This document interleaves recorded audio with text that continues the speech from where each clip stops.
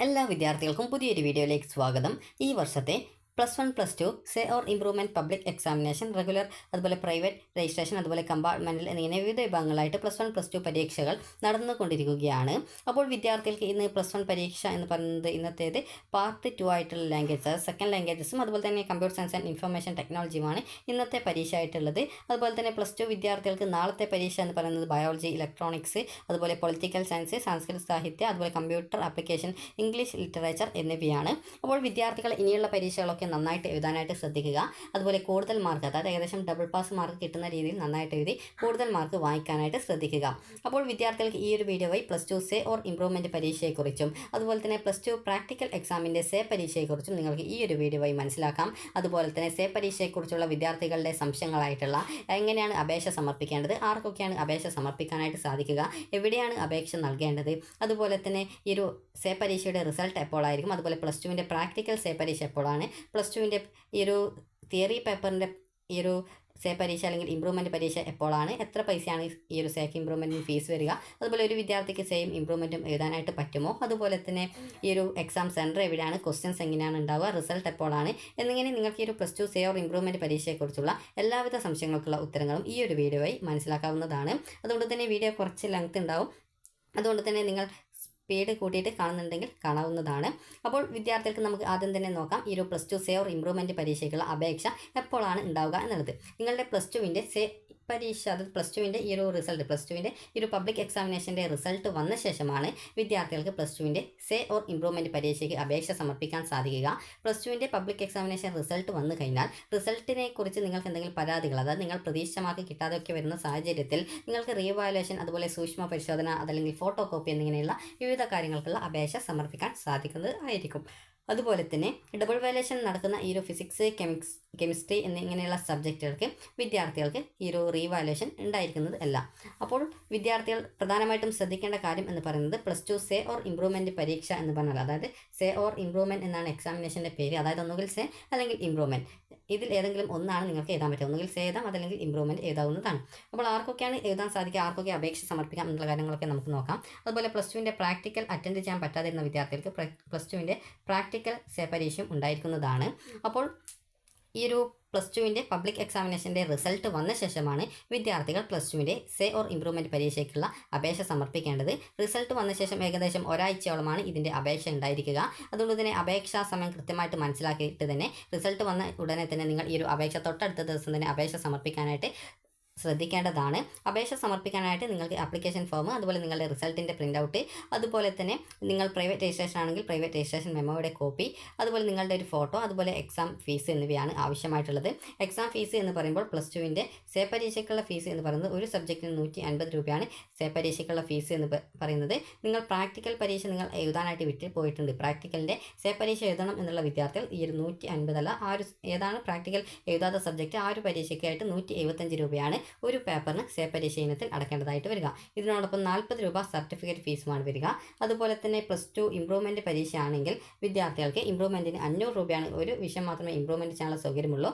അപ്പോൾ ആകെ ഒരു 500 രൂപയും അതിനോടൊപ്പം 40 രൂപ സർട്ടിഫിക്കറ്റ് ഫീസുമാണ് വരിക.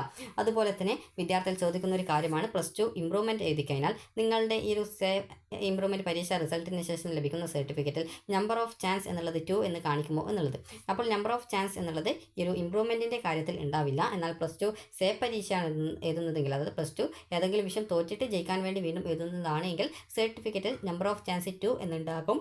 അതുപോലെ തന്നെ വിദ്യാർത്ഥികൾ ഈ ഒരു ഇംപ്രൂവ്മെൻറ്റ് എഴുതുന്ന വിദ്യാർത്ഥികളുടെ സർട്ടിഫിക്കറ്റിൽ ഓൾറെഡി ജയിച്ചത് കൊണ്ട് തന്നെ നമ്പർ ഓഫ് ചാൻസ് 1 എന്ന് മാത്രമേ ഉണ്ടാവുള്ളൂ, 2 എന്ന് ഉണ്ടാവില്ല. ഇനി നമുക്ക് ആർക്കൊക്കെയാണ് ഈ ഒരു അപേക്ഷ സമർപ്പിക്കാൻ സാധിക്കുക എന്നുള്ളത് നോക്കാം. ഈ ഒരു അപേക്ഷ സമർപ്പിക്കാൻ സാധിക്കുക 2025 +2വിൻ്റെ പബ്ലിക് എക്സാമിനേഷൻ രജിസ്ട്രേഷൻ ചെയ്ത ഏതൊരു വിദ്യാർത്ഥിക്കും ഈ ഒരു +2വിൻ്റെ സേ പരീക്ഷയ്ക്ക് രജിസ്ട്രേഷൻ ചെയ്യാനായിട്ട് സാധിക്കുന്നതാണ്.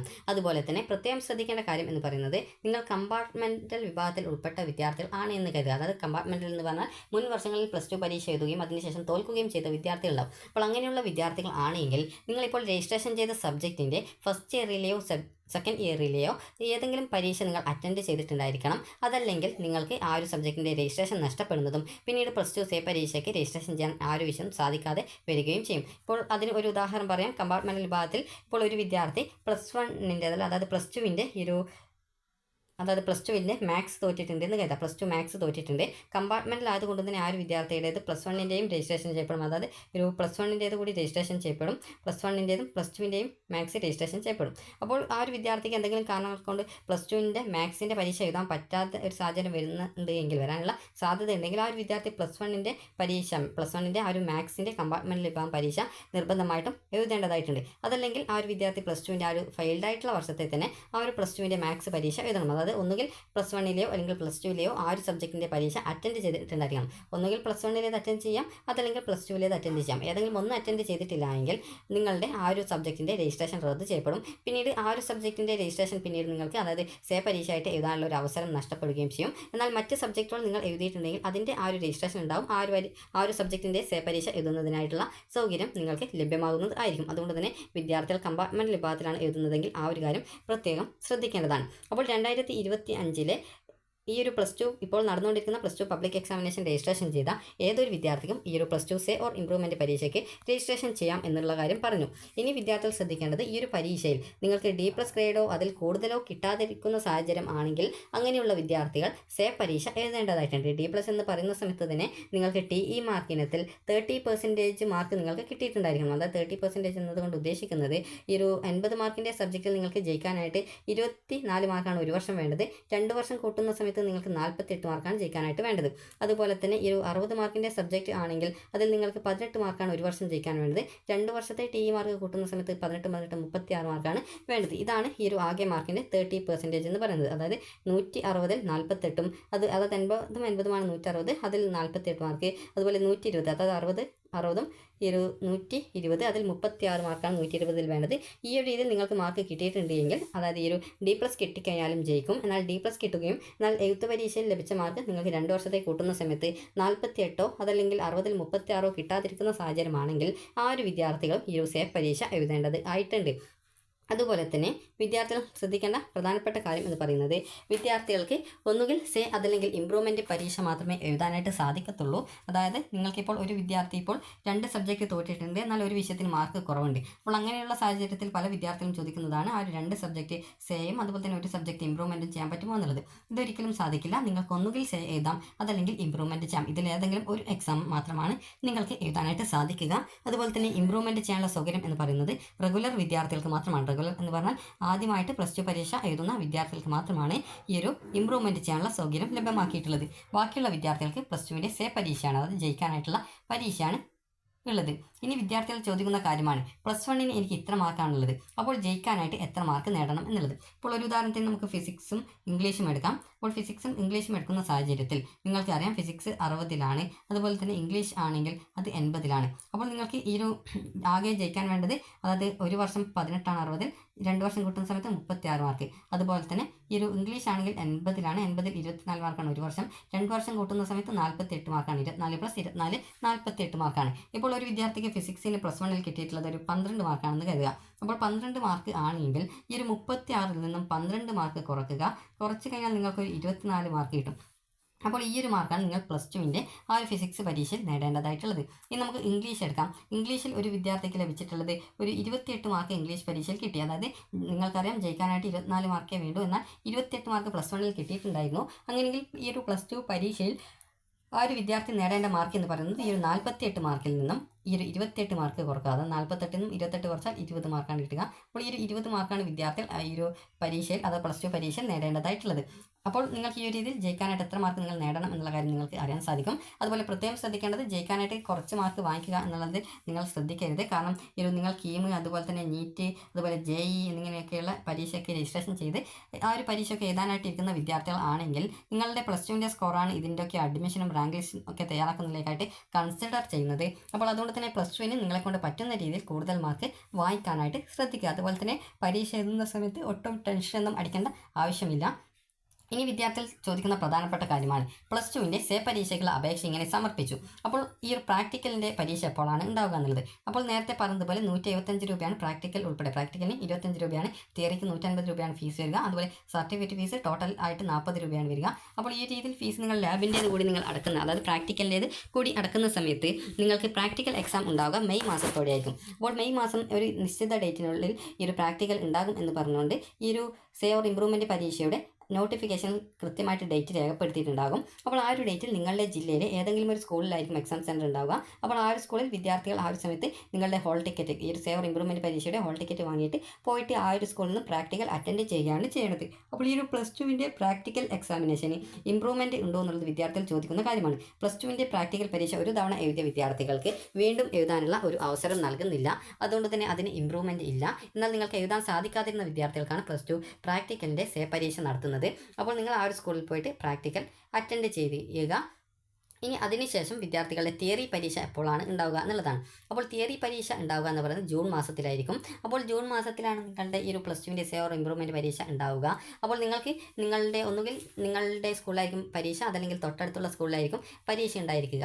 അതായത് ഒരു സ്കൂളിൽ എത്രത്തോളം വിദ്യാർത്ഥികൾ പരീക്ഷ ഈ സേവർ ഇംപ്രൂവ്മെൻറ്റ് എഴുതാനായിട്ട് ഇരിക്കുന്നുണ്ട്. അപ്പോൾ അതനുസരിച്ചിട്ടായിരിക്കും, കുട്ടികളുടെ എണ്ണം അനുസരിച്ചിട്ടായിരിക്കും ഏത് സ്കൂളൊക്കെയാണ് സെൻറ്റേഴ്സ് ആക്കേണ്ടത് എന്നുള്ള കാര്യത്തിൽ തീരുമാനിക്കുക. അപ്പോൾ ഒന്നുകിൽ നിങ്ങളുടെ സ്കൂളിലായിരിക്കും എക്സാം ഉണ്ടാവുക, അതല്ലെങ്കിൽ നിങ്ങളുടെ തൊട്ടടുത്തുള്ള ഏതെങ്കിലും ഒരു സ്കൂളിലായിരിക്കും എക്സാം ഉണ്ടാവുക. കാരണം 2 or 3 സ്കൂളുകളെ ക്ലബ്ബുകളാക്കി അതിൽ ഏതെങ്കിലും ഒരു സ്കൂളിലായിരിക്കും എക്സാം നടത്തുക. അതുപോലെ തന്നെ വിദ്യാർത്ഥികൾ ചോദിക്കുന്ന കാര്യമാണ് ഈ ഒരു +2 പരീക്ഷയും അതുപോലെ ഇംപ്രൂവ്മെൻറ്റ് പരീക്ഷയുടെയും ക്വസ്റ്റ്യൻ പേപ്പർ സെയിം ആണോ എന്നുള്ളത്. ക്വസ്റ്റ്യൻ പേപ്പറൊക്കെ സെയിം ആയിരിക്കും. അതുപോലെ തന്നെ ക്വസ്റ്റ്യൻസ് എന്ന് പറയുന്നത് പല വിദ്യാർത്ഥികളും ചോദിക്കുന്നത് പബ്ലിക് എക്സാമിനേഷൻ്റെ ക്വസ്റ്റ്യൻസ് ആണോ വരിക എന്നുള്ളതാണ്. പബ്ലിക് എക്സാമിനേഷൻ്റെ ക്വസ്റ്റ്യൻസ് അങ്ങനെ വരില്ല. കാരണം ഒരു തവണ വന്ന ക്വസ്റ്റ്യൻസ് വീണ്ടും വരില്ല. അതായത് +2 പരീക്ഷയ്ക്ക് മുന്നോടിയായിട്ട് തന്നെ ഏകദേശം 3 സെറ്റോളം ക്വസ്റ്റ്യൻ പേപ്പർ തയ്യാറാക്കും. അതായത് ഒരു സബ്ജക്റ്റിൻ്റെ തന്നെ 3ഓളം സെറ്റ് ക്വസ്റ്റ്യൻസ് തയ്യാറാക്കും. അപ്പോൾ അതിൽ നിന്നും ഒരു സെറ്റാണ് ഇപ്പോഴുള്ള പബ്ലിക് എക്സാമിനേഷൻ നടത്താനായിട്ട് എടുക്കുന്നത്. അപ്പോൾ ബാക്കി 2ൽ നിന്നും ഏതെങ്കിലും ഒരു സെറ്റ് ക്വസ്റ്റ്യൻസ് ആയിരിക്കും നിങ്ങളുടെ +2 പരീക്ഷ, സേവർ ഇംപ്രൂവ്മെൻറ്റ് പരീക്ഷ നടത്തുന്നതിലേക്കായിട്ട് എടുക്കുക. അപ്പോൾ ക്വസ്റ്റ്യൻസ് ടഫ് ആയിരിക്കുമോ എന്ന് ചോദിച്ചു കഴിഞ്ഞാൽ, നിങ്ങൾ പഠിക്കുന്ന ക്വസ്റ്റ്യൻസ് ആണ്, നിങ്ങൾ പഠിച്ച ആ ഒരു ഭാഗത്തു നിന്നുള്ള ക്വസ്റ്റ്യൻസ് ആണ് വന്നത്. അത് നിങ്ങൾക്ക് കൃത്യമായിട്ട് അതിന് ഉത്തരം എഴുതാൻ പറ്റുമെങ്കിൽ അത് ഈസി ക്വസ്റ്റ്യൻസ് ആണെന്ന് പറയാം. അതല്ലെങ്കിൽ നിങ്ങൾക്ക് കൃത്യമായിട്ട് അതിന് ആൻസർ അറിയില്ല, നിങ്ങൾ പഠിച്ച ഭാഗത്തു നിന്നല്ല വന്നതെങ്കിൽ അത് ടഫാണ് എന്ന് പറയാം. അതായത് നിങ്ങൾ എത്രത്തോളം പഠിക്കുന്നോ അതുപോലെ നിങ്ങൾ പഠിച്ച ഭാഗത്തു നിന്നുള്ള ക്വസ്റ്റ്യൻസ് വന്നിട്ടുണ്ടോ എന്നുള്ളതിനൊക്കെ ആശ്രയിച്ചിരിക്കും ആ ഒരു ക്വസ്റ്റ്യൻ ഈസിയാണോ അല്ലെങ്കിൽ ടഫാണോ എന്നുള്ള കാര്യത്തിൽ തീരുമാനിക്കാനായിട്ട്. അതുപോലെ തന്നെ ഈ ഒരു സേവർ ഇംപ്രൂവ്മെൻറ്റ് പരീക്ഷ കഴിഞ്ഞ ശേഷം ഇതിൻ്റെ റിസൾട്ട് വരിക ജൂലൈ മാസത്തിലായിരിക്കും. അതായത് ജൂലൈ ഏകദേശം 20-ന് ശേഷം ആണ് നിങ്ങളുടെ ഈ ഒരു റിസൾട്ട് വരിക. അത് പേപ്പർ വാല്യൂഷൻ എത്രത്തോളം സ്പീഡാണ് അതനുസരിച്ചിട്ടാണ് റിസൾട്ട് വരുന്നത്. അപ്പോൾ സാധാരണ നിങ്ങളുടെ റിസൾട്ട് ഏകദേശം ജൂലൈ മാസത്തിലാണ് മുൻ വർഷമൊക്കെ വന്നിട്ടുള്ളത്. അപ്പോൾ അതുകൊണ്ട് തന്നെ ഈ വർഷം ചിലപ്പോൾ വാല്യുവേഷൻ പെട്ടെന്ന് നടക്കുകയാണെങ്കിൽ പെട്ടെന്ന് തന്നെ റിസൾട്ട് ജൂലൈ 20-ന് മുമ്പായിട്ട് തന്നെ റിസൾട്ട് വരാനുള്ള സാധ്യതയുമുണ്ട്. അപ്പോൾ വിദ്യാർത്ഥികൾ ശ്രദ്ധിക്കേണ്ട കാര്യം എന്ന് പറയുന്നത് ഇനിയുള്ള പരീക്ഷകൾക്ക് നന്നായിട്ട് പഠിക്കാനായിട്ട് ശ്രദ്ധിക്കുക.